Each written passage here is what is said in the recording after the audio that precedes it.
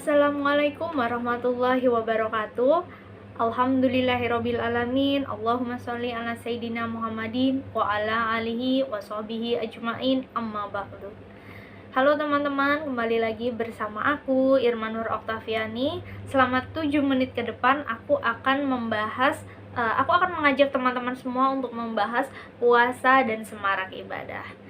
Dari judul ini aku mengambil referensi dari e-book karya Profesor Dr. Abdul Piroy yang berjudul tentang Ramadan Ensiklopedis, membincang ragam persoalan di bulan puasa. Aku mengambil tema ini karena sebentar lagi kita akan menyambut bulan yang sangat suci, bulan yang sangat kita tunggu-tunggu, yaitu bulan Ramadan. Kenapa judulnya puasa dan semarak ibadah? Karena di bulan puasa nanti kita akan melakukan sebanyak-banyaknya ritual keagamaan, sebanyak-banyaknya ibadah-ibadah yang kita tujukan, yang kita haturkan kepada Allah Subhanahu wa Ta'ala. Dan di dalam buku ini juga terdapat ada beberapa hal, yaitu tentang ritual-ritual keagamaan yang biasa dilakukan oleh masyarakat setempat.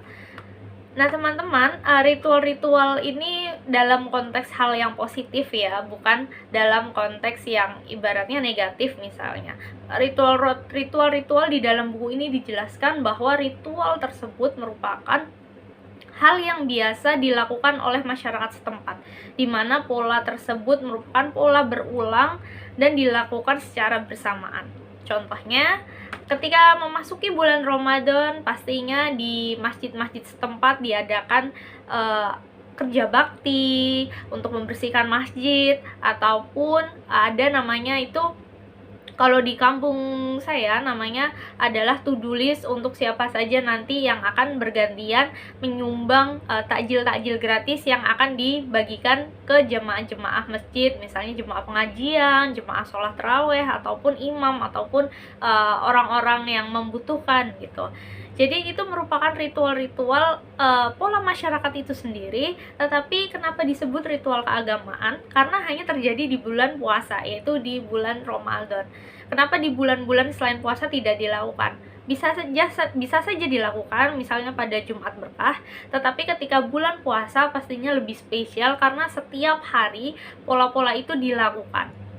Dan secara intensif selama 30 hari ya teman-teman, karena kan mengingat puasa Ramadan itu full 1 bulan.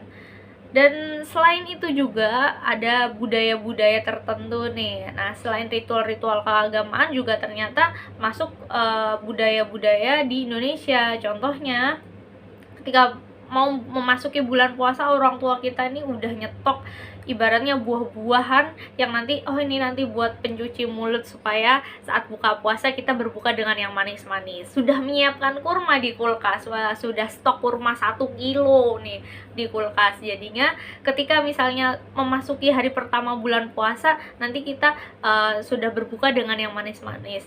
Nah, itu juga merupakan sunnah dari Nabi juga kan teman-teman, untuk berbuka dengan yang manis-manis. Itu sebetulnya di dalam buku ini juga dijelaskan bahwa ternyata itu merupakan suatu ritual keagamaan yang biasa dilakukan oleh masyarakat Indonesia, di mana kita selalu menyiapkan apapun itu, kita menyambut hal-hal yang sangat menyenangkan, dan kita stok itu di dalam rumah kita. Selain buah kurma tadi misalnya, selain bersih-bersih masjid, pastinya di masyarakat Indonesia itu juga bersih-bersih rumah. Mau bulan puasa nih, bersih-bersih rumah dulu, bersih-bersih tempat sholat, bersih-bersih alat-alat yang ingin dikenakan nanti gitu, sejadah, mukena, sarung, kopiah, dan lain sebagainya. Bersih-bersih dulu. Kebersihan juga merupakan bagian dari iman. Nah, itu merupakan ritual keagamaan karena mungkin di luar negeri hal-hal tersebut, mencuci dan lain sebagainya, itu adalah hal-hal yang biasa. Tapi ketika di Indonesia pastinya mau bulan puasa bersih-bersih dulu, tidak hanya alat-alat sholatnya, tetapi rumahnya dibersihin, semuanya dibersihin. Mungkin berpikir bahwa hari bulan-bulan suci akan datang di mana kita tidak hanya membersihkan jiwa kita, tetapi juga membersihkan lingkungan-lingkungan kita. itu terjadi di masyarakat Indonesia ya khususnya. Di buku ini juga dijelaskan bahwa ritual-ritual keagamaan ini kan tadi sudah dijelaskan bahwa itu berpola dan secara bersamaan. Ritual selanjutnya, ritual keagamaan selanjutnya adalah biasanya masyarakat Indonesia ini bukber. Nah, buka bersama. Selain ada buka bersama, tentunya ada pengajian bareng, tahlilan, yasinan secara bersama-sama, dan lalu ditutup dengan buka puasa bersama-sama juga. Selain itu ada namanya bagi-bagi takjil gratis di pinggir-pinggir jalan. Ternyata itu merupakan ritual-ritual keagamaan karena itu merupakan berbagi. Berbagi itu kan berkah ya teman-teman.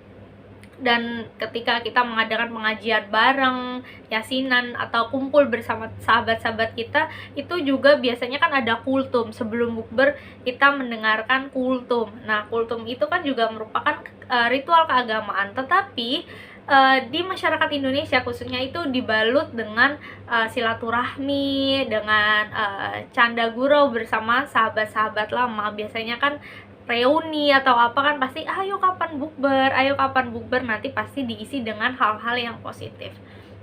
Di dalam buku ini juga dijelaskan bahwa hal-hal yang positif ketika dilakukan bersama-sama pastinya akan terasa menyenangkan dan juga akan melipat gandakan apa yang dilakukan gitu. Karena di dalam puasa saja kalau kita hanya tidur sendirian aja itu mendapatkan pahala, apalagi melakukan hal-hal yang positif secara bersama-sama. Waduh, tambah pahalanya tambah double dan dilipat gandakan pastinya oleh Allah ya. Amin amin ya robbal alamin. Tapi selain itu ada juga yang paling penting dari semuanya, yaitu adalah niat.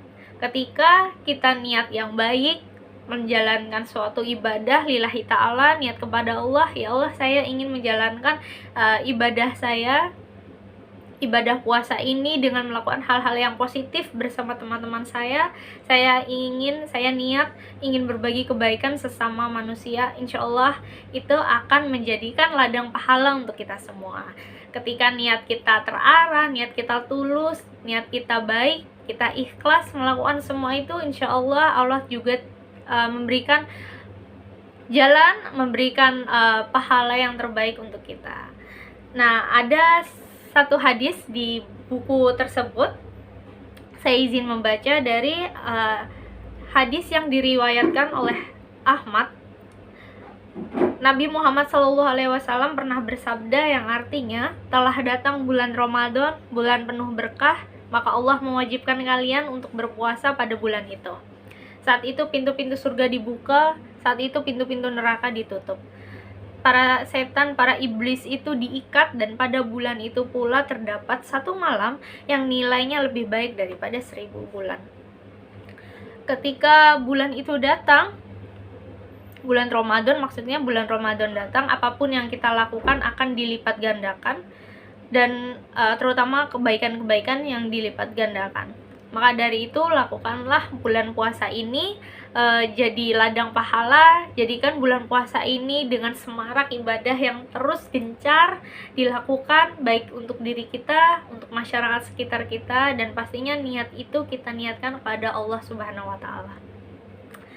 Nah, sudah di penghujung acara nih teman-teman. Kesimpulannya adalah di bulan puasa di bulan puasa ini diharapkan kita melakukan semarak ibadah baik secara pribadi ataupun secara bersama-sama. Mungkin secara bersama-sama kita bisa melakukan ritual-ritual keagamaan dengan hati yang senang, hati yang lapang, hati yang ikhlas, dengan hati yang bergembira juga dengan menyambut bulan puasa ini.